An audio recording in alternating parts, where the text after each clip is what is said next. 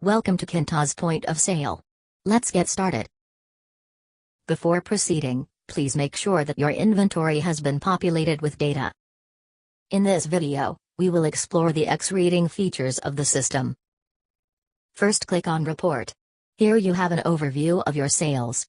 Now, click on X-reading. To start off, select a date. Next is a drop-down for which user handled the sales. By default, it is set to all users. With the filters selected, click Generate to produce a report breakdown. This is the sales summary for the selected date. Let's take a closer look. Total credit is the sum of all credit card transactions. Total debit is for payments made with ATM cards or debit cards.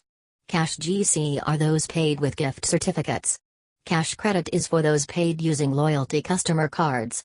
Beginning OR is the first receipt printed on the selected date. In contrast, ending OR is the last receipt printed on that date. Beginning sales is the accumulated sales since the usage of this system. Ending sales combines today's sales with beginning sales. Going back, the EOD print button is a shortcut for printing the reports shown on this page.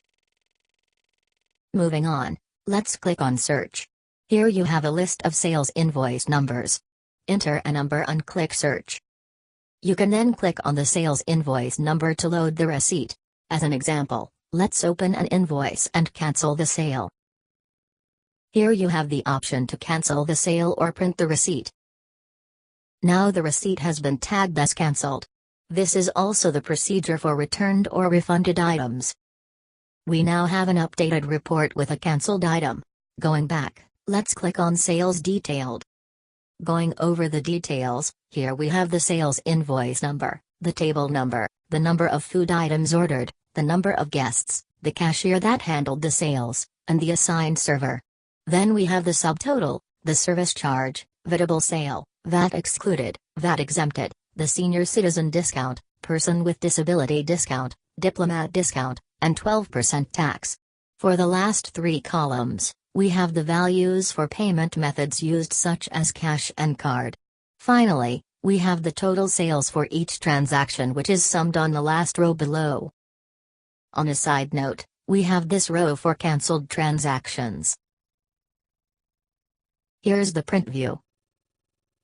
Next we have item quantity. This counts all quantities sold. Here's the print view.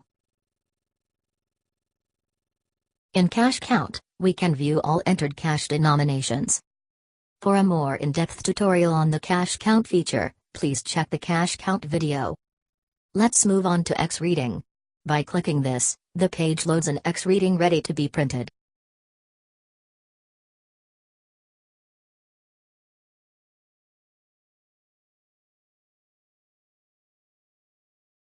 Click Print to view the printing options. Alternatively, if you are using Google Chrome, you can save this into a PDF file. Click Change, and select Save as PDF. Going back, you can also download Excel files. Click on Export Sales to download an Excel file containing sales details. Once downloaded, refresh the page. Here is a sample file from the download. Export items will download a file listing items and quantities sold. Here's the second file downloaded. And that's it for X-reading. Thank you for watching.